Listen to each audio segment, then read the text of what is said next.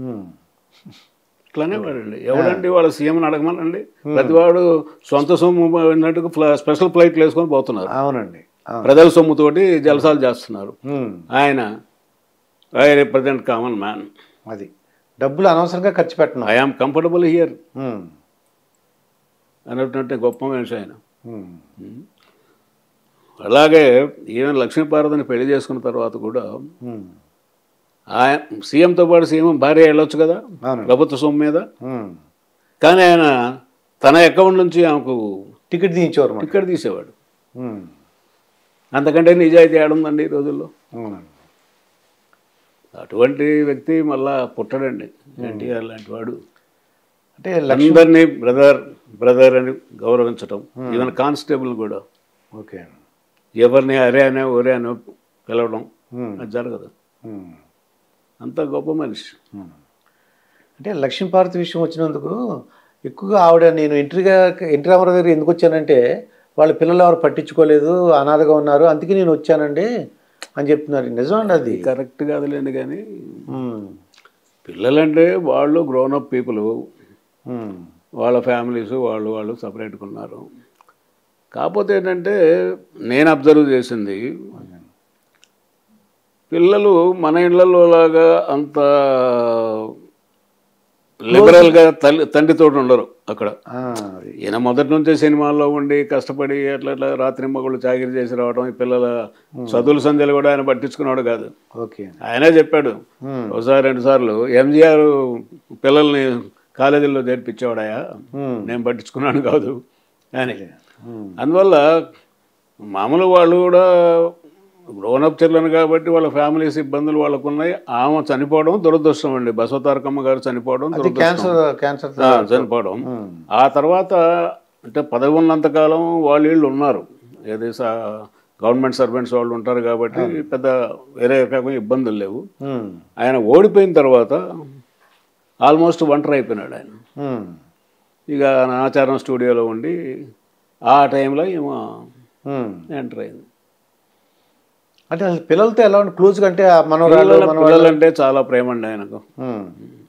కాకపోతే వాళ్ళు కూడా మామూలు మనలాంటి ఇళ్లలో తల్లిదండ్రికి ఉండే అంత రిలేషన్షిప్ ఉండేది కాదు. పిల్లలు కొంచెం డిస్టెన్స్ మెయింటైన్ చేసేవాళ్ళు. అంతేగాని అట్లా మీకు ఇంకోటి కూడా ఏంటంటే ఆయనలో ఉన్న గొప్పతనం, ఇవాళ ప్రతివాడు నేను చాలా పెద్ద కుటుంబం నుంచి వచ్చాను, నేను చాలా గొప్పవాడిని, మా తాతలు నేతులు తాగారు, మా మూతులు వాసన చూడండి అనే పద్ధతిలో మాట్లాడుతుంటారు కదా. ఆయన మకుటం లేని మహారాజు అయినప్పటికీ సినిమా రంగంలో రాజకీయ రంగంలో కూడా ఏ రోజు కూడా తన పూర్వాశ్రమంలో తను పడ్డటువంటి కష్టాలు వాటిని మర్చిపోలేదు ఆయన. అదే ఆయన గొప్పతనం అసలు. అంటే ఎంత కష్టపడ్డాడు అంతా జ్ఞాపకం ఉన్నాయి. అన్ని జ్ఞాపకం కాదు, పంచుకునేవాడు. మాకు చాలా చెప్పేవాడు ఆయన పాపం. అంటే ఇద్దరం కారులో పోతున్నప్పుడు కాలక్షేపంగా ఏదో మాట్లాడుతుంది కదా.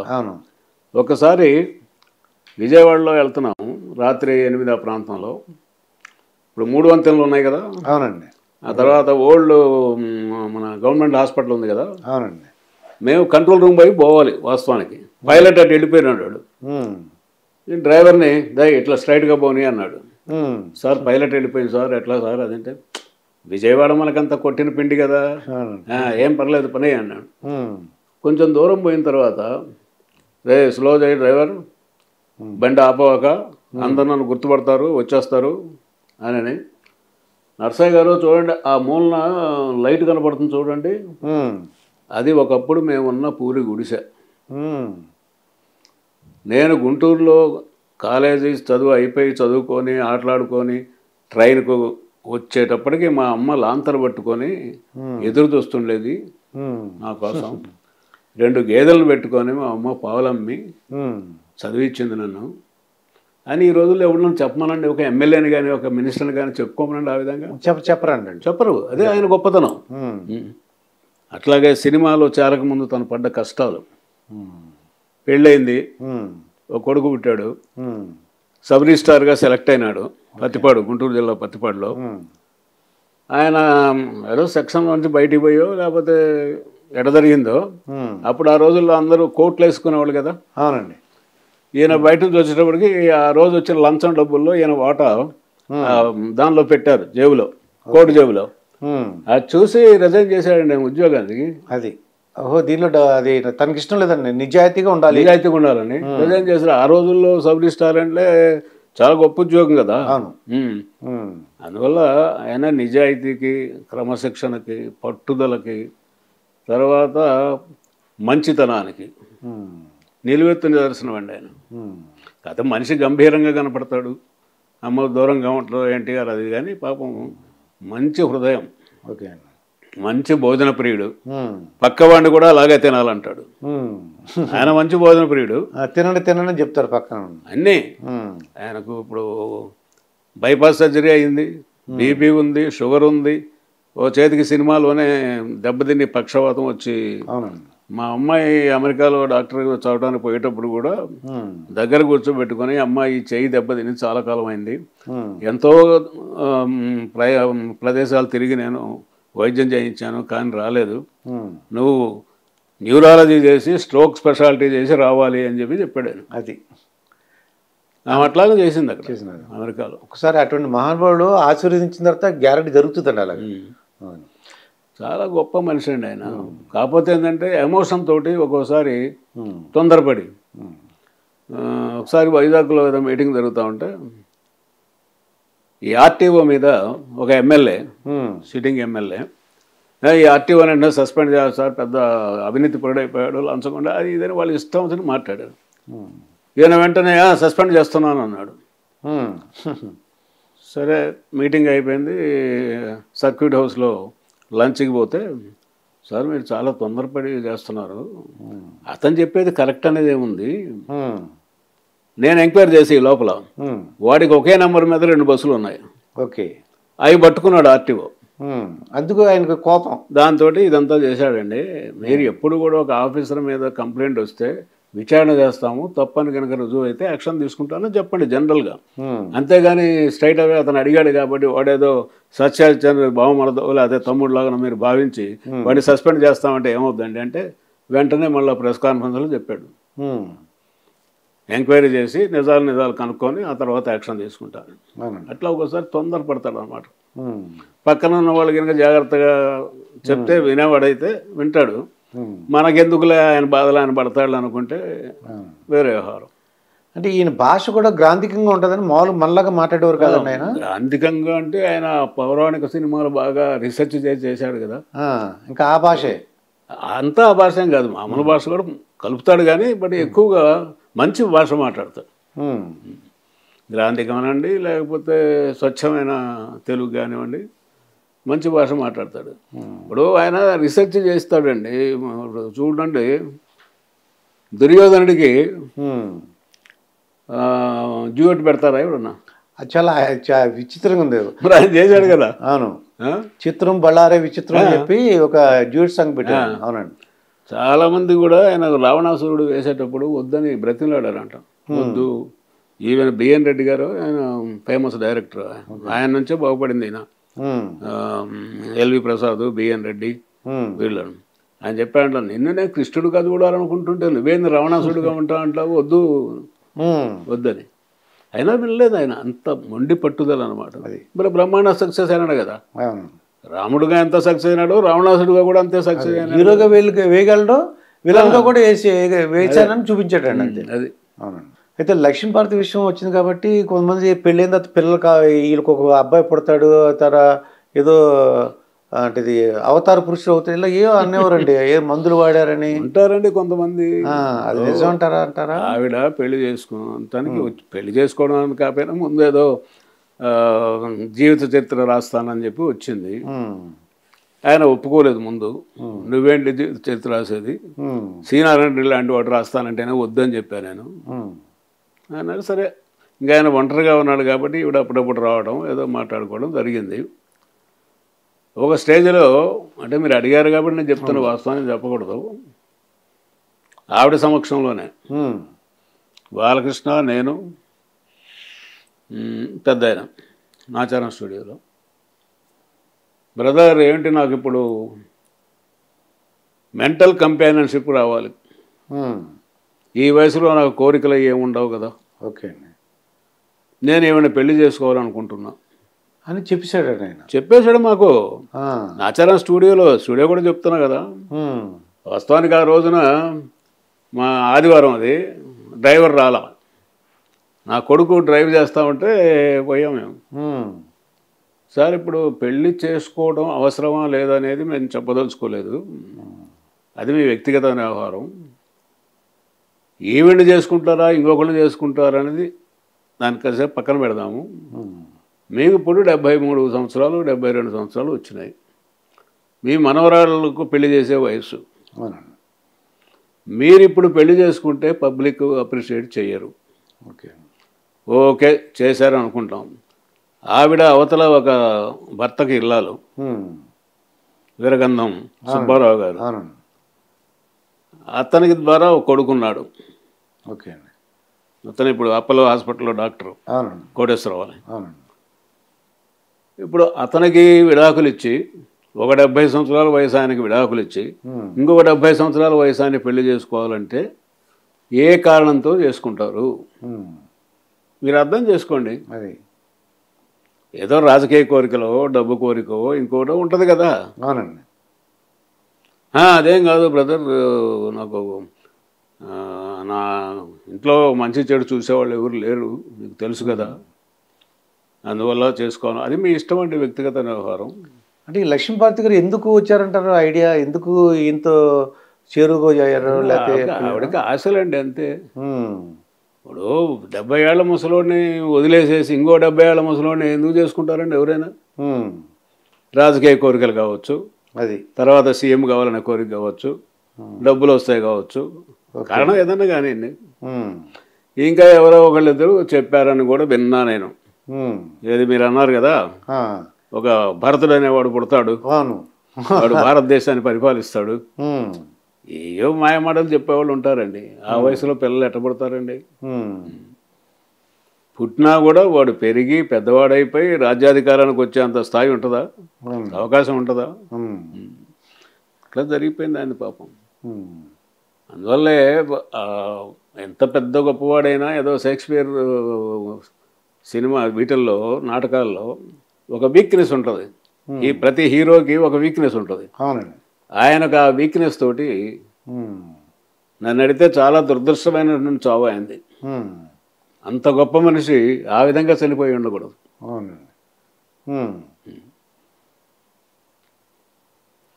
విధివ్రాత అది. అయితే ఈ పెద్దలుడు ఒక ఆయన ఉన్నారండి, ఆయన ఎక్కువగా ఫీల్డ్లో ఉండేవారు కదండి. చంద్రబాబు నాయుడు గారు ఎక్కువగా ఉండేవారు. అంటే ఆయన డాక్టర్ వెంకటేశ్వరరావు, ఆయనది ఒక టైప్ అండి.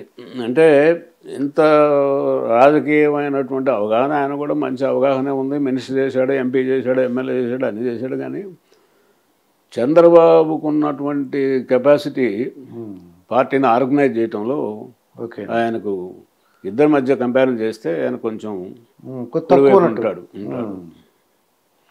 అప్పుడు ఎందుకంటే ఒక మాట నేను ఇంతకుముందు ఇంటర్వ్యూలో కూడా చెప్పాను, చంద్రబాబుని ఇవాళ మీరు వెన్నుపోటు పొడిచాడు, అది పొడిచాడు, ఇది పొడిచాడు అంటారు. అది కరెక్ట్ కాదు. ఎందుకంటే 84లో నాదెండ్ల భాస్కర్రావు గారి ఎపిసోడ్ ఉంది కదా, 1 month. అప్పుడు ఆ 1 month నేను లేను. భాస్కర్రావు గారు కూడా అడిగారు, నేను రానులేండి, ఇక్కడ చేరడం నాకు ఇష్టం లేదు, నేను రానని చెప్పాను. అప్పుడు ఈ మైసూర్లో నందగిరి హిల్స్లో, నంది హిల్స్లో వీళ్ళు ఎమ్మెల్యేలందరూ దేశపై క్యాంప్ పెట్టారు కదా. ఆ రోజున గనక చంద్రబాబు గనక లేకపోతే ఆ క్యాంపులో ఆర్గనైజర్గా ఆ రోజే పార్టీ పోయి ఉండేది. మొత్తం అందరూ లాగేసేవారు. ఆయన భయంతోటో భక్తితోటో బెదిరించో ఏదైనా రకంగా మొత్తం మెజార్టీ లాగేసుకునేవాడు. వాళ్ళు అక్కడ చేరి రకరకాలుగా వేధించారు చంద్రబాబుని. నాకు బట్టలు లేవంటాడు ఒకడు, నాకు మంచిగా ఫుడ్ కావాలంటాడు, లేకపోతే ఇంకోడు డ్రింక్ కావాలంటాడు, రకరకాలు అనమాట. అతని కాబట్టి పాపం ఓపికతోటి అన్నీ భరించి చేశాడు. అదే కనుక ఇక్కడ హైదరాబాద్లో ఉన్నట్లయితే, ఆ ముషిరాబాద్ స్టూడియోలోనే ఎక్కడో పెట్టినట్టయితే, అప్పటికీ ఒక రోజున మన అరవిందరావు గారు అప్పుడు deputy commissioner law and order east zone, ఆయన పంపించేసి ఆ ఎమ్మెల్యేలందరినీ బంధించాడు ఎన్టీఆర్. మొత్తాన్ని తీసుకొని రండి అది ఇది. ఆయన వచ్చి మీ అంతటా మీరు ఉన్నారా, మిమ్మల్ని బలపెట్టారంటే లేదు మా అంతటా మేము ఉన్నామండి అని. అప్పుడు ఏంటంటే ఆఫీసర్లు కొంచెం పర్సనల్ ఇంటిగ్రిటీ ఉండి ప్రొఫెషనల్ ఇంటిగ్రిటీ ఉన్నవాళ్ళు కాబట్టి ఓకే మీరు ఉండండి మాకేమైందని వెళ్ళిపోయినారు. ఓకే, ఇవాళ పరిస్థితి కనుక అయితే లాక్కొచ్చేస్తారు. ఈ గోండాలు పోయో రౌడీలు పోయో పోలీసుల మద్దతుతోటి లాక్కొచ్చి కూడా చేస్తారు. కరెక్ట్ అండి. అప్పుడే పార్టీని బ్రతికిచ్చింది చంద్రబాబు. ఆ తర్వాత 94లో ఆయన అధికారంలోకి వచ్చినాక ఎన్టీఆర్ మళ్ళీ అధికారంలోకి వచ్చిన తర్వాత సరే అప్పటికి ఆయన జీవితంలో ప్రవేశించింది. నిజమా అబద్ధమా ఎంత అనేది రకరకాల ఊహాగానాలు ఉన్నాయి అందులో. మొత్తం మీద ఆవిడ జోక్యం మాత్రం రాజకీయంగా ఉందని చెప్పి అందరూ నమ్ముతారు. ఆ జోక్యం ఎంతవరకు పోయింది ఏమిటి అనేది ఒక స్టేజ్లో ఏంటంటే అప్పుడు నేషనల్ ఫ్రంట్ చైర్మన్ కదా ఆయన. అవునండి. ఖచ్చితంగా ప్రధానమంత్రి అవుతాడు లేకపోతే డిప్యూటీ ప్రధానమంత్రి అన్న అవుతాడని అనుకున్న రోజుల్లో నేషనల్ ఫ్రంట్ మీటింగ్ ఢిల్లీలో జరుగుతూ ఉంటే ఈమె కూడా వెనకాల వెళ్ళింది అక్కడికి. అక్కడ మీటింగ్ అయిన తర్వాత భోజనాలు చేస్తూ ఉంటే ఎన్టీఆర్ తనంతట తాను భోజనం చేయలేడు, సొంతంగా తన చేతులతో అన్నం కలుపుకొని తినలేడు అనేటువంటి ఇంప్రెషన్ కలిగించడానికి ఈవిడ స్పూన్ పెట్టి ఆయన నోట్లో పెట్టడం అన్ని ఫోటోలు వచ్చినాయి. అప్పుడు నేషనల్ నాయకులందరూ ఏమనుకుంటారు, ఎన్టీఆర్ పని అయిపోయింది, ఇంకేముంది ఆయన ప్రైమ్ మినిస్టర్ అయ్యేది, అసలు అన్నమే తినలేకపోతున్నాడు అనే ఇంప్రెషన్ క్రియేట్ చేసావు అక్కడ. అది అలా తింటూ ఈవిడ ఇంకోలాగా ఆలోచించుంటారు. అక్కడ వదిలేసేసి నువ్వు రూమ్లోకి వచ్చిన తర్వాత ఏమైనా పెట్టు ఎట్లా చెయ్యి. ఇది జరిగిన తర్వాత ఇక్కడ కూడా ఏదో కొన్ని జిల్లాల్లో ఇంటర్ఫేర్ కావటము ఇదని అవన్నీ డీటెయిల్స్ పోతే చాలా ఇబ్బంది లేండి మళ్ళీ.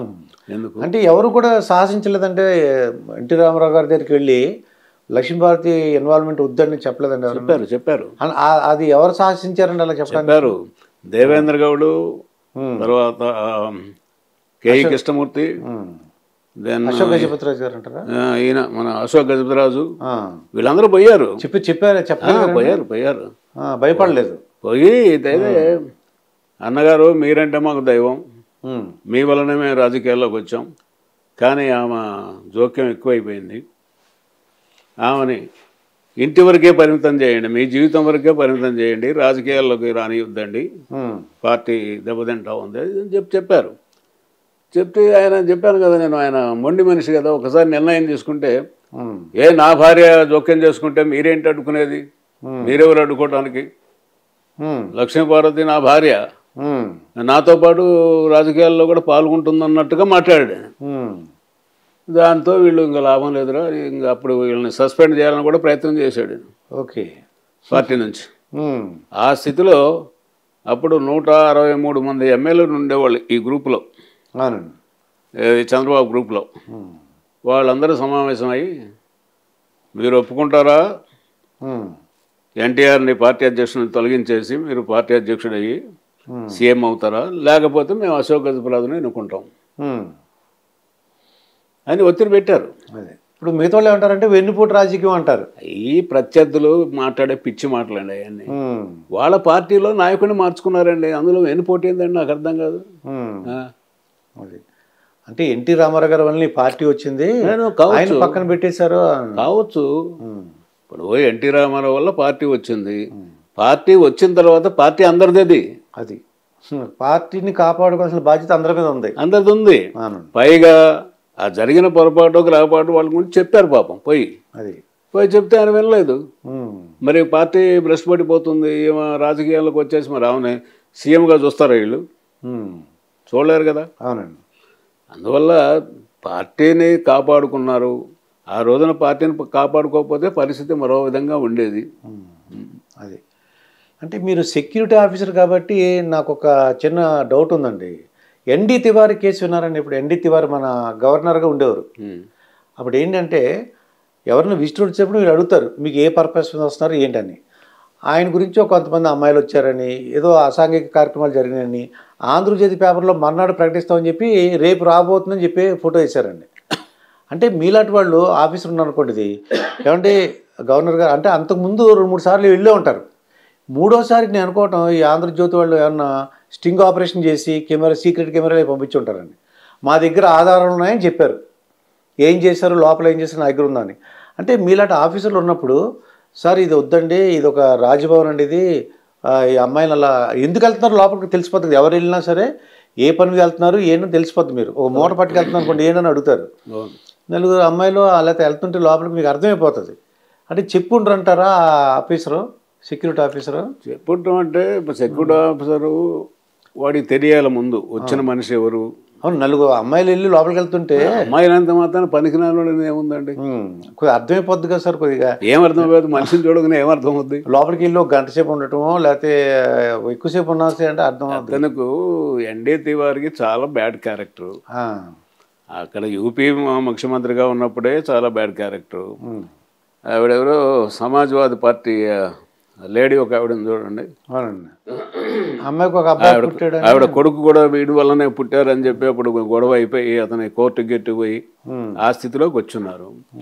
జనరల్గా ఇప్పుడు సెక్యూరిటీ ఆఫీసర్కును మెయిన్ విఐపికి గవర్నర్ కానివ్వండి సీఎం కానీ ఎవరైనా వాళ్ళిద్దరికి ఉండేటువంటి సంబంధాన్ని బట్టి ఈయన మాట ఎంతవరకు ఆయన వింటాడు, చెప్పగలుగుతాడా, ఇతను ఆ ధైర్యం ఉందా అనే దాన్ని బట్టి ఉంటుంది వచ్చిన వాళ్ళది.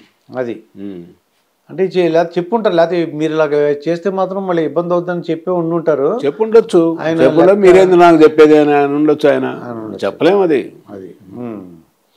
అయితే ఎన్టీ రామారావు గారికి మీరే సెక్యూరిటీ ఆఫీసర్గా రావడానికి గల కారణం ఏంటి? ఎలా, ఎందువల్ల మిమ్మల్ని ఎలా సెలెక్ట్ చేసుకున్నారు? యాక్చువల్గా అయితే చాలా ఇంట్రెస్టింగ్గా ఉందండి ఇది. అంతకుముందు ఎన్టీఆర్ గారితో నాకేం పరిచయం లేదు, ఒక జిల్లా కాదు ఒక ఊరు కాదు, ఆయన నేను కూడా చూడలేదు అంతకుముందు సినిమాల్లో తప్ప.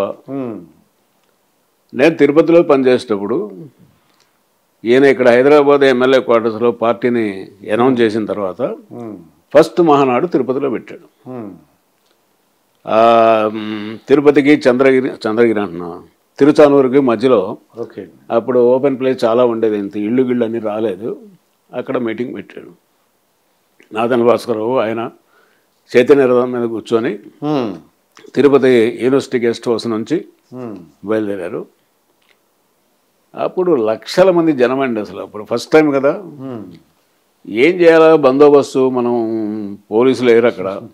ముందే 4 పోలీస్ స్టేషన్లు ఉన్నాయి, తిరుపతి, రేణుగుంట, అలిపిరి, అవి నాన్ని అంతా 100 మంది పోలీసు వాళ్ళు ఉండరు.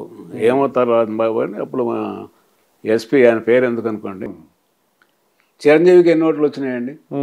16 సీట్లు వచ్చినాయి. 18 వచ్చినాయండి, 18 సీట్లు వచ్చినాయి అనుకుందాం. పర్సంటేజ్ ఆఫ్ ఓట్లు 16% 15% వచ్చింది. మరి నువ్వు సీఎం కావాలంటావు కాసేపు, నేను ప్రభుత్వ వ్యతిరేక ఓట్లు చీల్చనేమను అంటావు కాసేపు, నేను పదవి కోసం రాలేదు అంటావు కాసేపు. ఏం మాట్లాడుతున్నావు? ముందు సెంటెన్స్కి తర్వాత సెంటెన్స్కి సంబంధం లేకుండా మాట్లాడుతున్నాడు. అది కొద్దిగా స్టెబిలిటీగా ఉంటే బాగుంటుందండి. అండర్స్టాండింగ్ ఉండి నువ్వు ఓకే, ఎలక్షన్ అయిపోయిన తర్వాత రిజల్ట్ వచ్చిన తర్వాత ఏదైనా మాట్లాడుకోవడం, నాకు మంత్రి పదవులు ఇవ్వండి, నాకు అది చేయండి, ఇది అనుకుంటే పర్వాలేదు, కానీ ముందే ఈ కన్ఫ్యూజన్ ఏంటండి?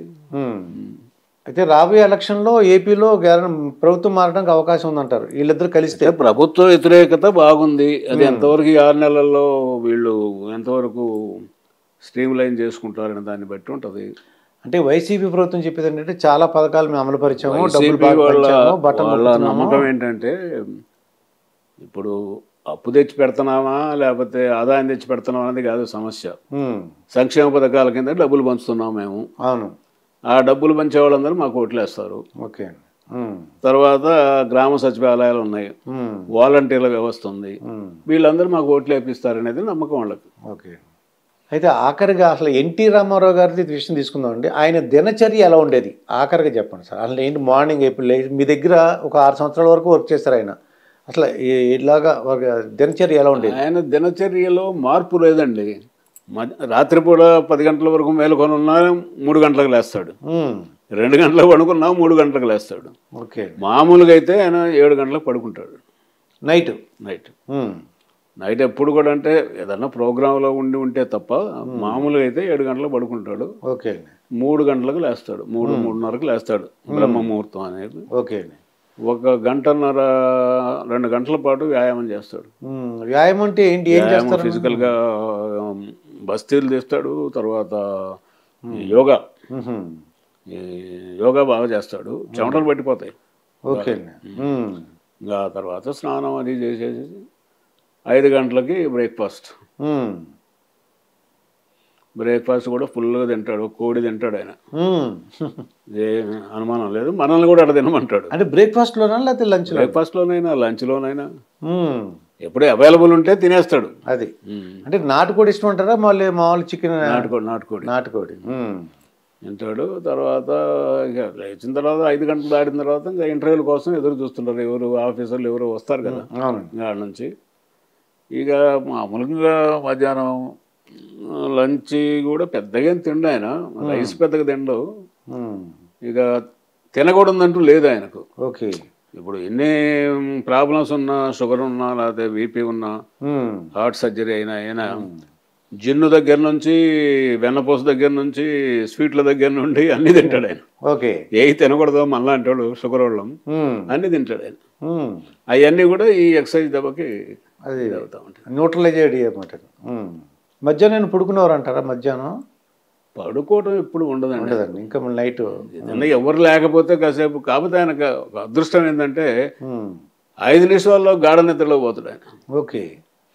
ఫ్లైట్లో పోతున్నా, నేను హెలికాప్టర్లో పోతున్నా, 5 మినిట్స్లో మంచి నిద్ర పడతాడు, మరి ఫ్రెష్గా వస్తుంది మొహం. అది మన వల్ల కాదు. అది కష్టం మాత్రం అంత మాత్రం కష్టపడేటువంటి మనిషిని మనం చూడలేమండి. అది ఒక్కోసారి మనకనిపిస్తుంది, ఎందుకు ఇంత కష్టపడుతున్నాడైనా, మగడం లేని మహారాజుగా బతికాడు, సినిమాల్లో అనుభవించని ఆనందం లేదు, రాని పేరు లేదు, డబ్బు ఉంది, అన్నీ ఉన్నాయి కదా, ఎందుకు ఇంత కష్టపడిపోతాడో అనుకుంటాం మనం కూడా. కాకపోతే ఆయన నేచర్ అలాంటిది. సార్ ఇది ఇప్పుడు ఎన్టీ రామారావు గారు తన చైతన్య రథాన్ని వాళ్ళ కొడుకు రన్ చేశారు అంటున్నారండి, హరికృష్ణ. అలాగే బాలకృష్ణతో ఎలా ఉండేవారు? తన యొక్క అంటే ఈ సినిమా రంగం తన యొక్క వారసుడేమో బాలకృష్ణ అని చెప్పారండి. అలాగే సినిమా రాజకీయంగా అది అయితే సినిమా వారసుడు అయితే బాలకృష్ణ. హరికృష్ణ గురించి అసలు ఎలా మాట్లాడేవారు? ఆయన కొద్దిగా అగ్రెసివ్గా ఉన్నట్టు అనిపించేదండి మాకు చూడడానికి. అంటే హరికృష్ణ ఎప్పుడు కూడా నేను ఒక చీఫ్ మినిస్టర్ గారి కుమారుడినని, ఒక ఎన్టీఆర్ అంటే గొప్ప ఫ్యామిలీలో నేను ఒక సభ్యుడినని ఏ రోజు అతను గర్వపడటం కానీ ఆ విధంగా బిహేవ్ చేయటం కానీ ఉండేది కాదు. ఈవెన్ డ్రైవర్లతో కూడా మిగిలిన కొడుకుల కంటే కూడా డ్రైవర్లంతా అతన్ని లైక్ చేస్తారు హరికృష్ణని. ఎంత సింపుల్ మ్యాన్ అంటే నన్ను మామ అని పిలిచేవాడు. ఓకే. ఇప్పుడు చైతన్య రథం ఏ ఊరి దగ్గర పోయి ఆగుతుంది కదా, ఒక ఊరి దగ్గర ఆగినప్పుడు ఈ కార్పెట్ ఇది ఉంటుంది కదా మన లారీల మీద కప్పేది, టార్పాలిన్, దాన్ని బండి కింద వేసుకుని పడుకునేవాడు. అంటే మామూలు డ్రైవర్ లాగా లేదు, కాసేపు పిచ్చపాటి మాట్లాడుకునేవాళ్ళం. ఆయన సిగరెట్ కాల్చేవాడిని, నేను సిగరెట్ కాల్చేవాడిని. నా జేబులో ఆయన తీసుకునేవాడు, ఆయన జేబులో నేను తీసుకునేవాడిని. ఎన్టీఆర్ గొప్పతనంలో ఇది కూడా ఒకటండి. తన పిల్లల్ని ఎవరినైనా, మా పిల్లల్ని కానీ ఆడపిల్లల్ని కానీ ఎప్పుడు కూడా ఒక్కరోజు కూడా ఆయన చీఫ్ మినిస్టర్గా ఉన్న టైంలో సెక్రటేరియట్ గేట్ దాటలేదు. ఇవాళ ఎమ్మెల్యే తమ్ముడు, వాడి కొడుకు, బావమరది, ఇంకొకడు అంతా పెత్తనాలు చేసేవాళ్ళే కదా. అవునండి. ఒక్క కొడుకు కానీ ఒక కూతురు కానీ పోనీ ఆఫీసర్ తోటైనా ఏదో మాకు ఈ ట్రాన్స్ఫర్ కావాలా, మాకు తెలిసిన వాళ్ళు అది ఇదని అడిగిన సందర్భాలు లేదు. ఇక హరికృష్ణ అయితే ఇంకా చాలా సింపుల్ మ్యాన్ అనమాట. ఆయన అందరితోటి బాగుంటాడు, తనకు అసలు గర్వం లేదు. దురదృష్టం తను సొంతంగా డ్రైవ్ చేస్తూ చనిపోవడం అనేది చాలా దురదృష్టం. ఎక్స్పర్ట్ డ్రైవర్ అతను, చాలా ఎక్స్పర్ట్. చైతన్య రథాన్ని నడపడం అంటే సామాన్యం కాదు. ఒకరోజు జనాలు మామూలు రోడ్డు మీద నడపడం ఎవడన్నా నడిపేస్తాడు, విపరీతమైన జనాలు విపరీతంగా. ఒకసారి మేము చిత్తూరు జిల్లాలో ఎలక్షన్ ముందు ప్రయాణం చేస్తున్నాం. చంద్రగిరి ఏరియా నుంచి మెయిన్ రోడ్డుకి ఎక్కి చిత్తూరు టౌన్కు పోవాలి. అక్కడ నుంచి 30 కిలోమీటర్లు ఎంతో ఉంటుంది. చిత్తూరు టౌన్కు ఒక 4-5 కిలోమీటర్ల ముందు రైల్వే అండర్ బ్రిడ్జ్ ఉంది. అవును, అండర్ బ్రిడ్జ్ ఉంటుంది. ఉంది. ఆడికి పోయేటప్పుడు పెద్ద ఆయనే పాపం, నర్సయ్య గారు మీరు ముందు పైలట్ కార్లో కూర్చోండి, జనం విపరీతంగా ఉంటారు, మీరైతే అదిలించుకుంటూ పోతారు అన్నారు. మా ఇన్స్పెక్టర్లు ఇద్దరిని పైన కూర్చోబెట్టాం, డిఎస్పీ పైన ఉన్నాడు. ఆ రైల్వే అండర్ బ్రిడ్జ్ దగ్గరికి వచ్చేటప్పటికి మా వాళ్ళు చెప్తూనే ఉన్నారు, సార్ రైల్వే ట్రాక్ ఉంది, తల ఉంచండి అని చెప్తున్నారు. ఈయన వంచాడు. ట్రాక్ 2 పట్టాలు ఉంటాయి కదా, ఫస్ట్ పట్టా కింద ఉంచాడు. ఆ రెండో పట్ట దాటక ముందే తల పైకి ఇచ్చాడు. పట్టుమని శబ్దం వచ్చింది. వచ్చినప్పటికి బండి ఆపాం. బ్లడ్ వస్తూ ఉంది ఇట్లా. నైట్ 8:30 అయింది. ఏడుపు తగులుకున్నాడు హరికృష్ణ. తన వల్లనే జరిగిందని. తను డ్రైవింగ్ చేస్తున్నాడు కదా మరి. ఎందుకు ఏడుస్తున్నావు, ఏమైంది ఇప్పుడు? నా డ్రైవింగ్లో మీకు దెబ్బ తగలడం అది. సరే కొద్దిగా బాధపడ్డాం, ఏదో ఒక గుడ్డ చేసేసి కట్టుకట్టాం. చిత్తూరు మీటింగ్ దగ్గరికి పోయాం. జనం ఒక 30-40 వేల మంది ఉన్నారు.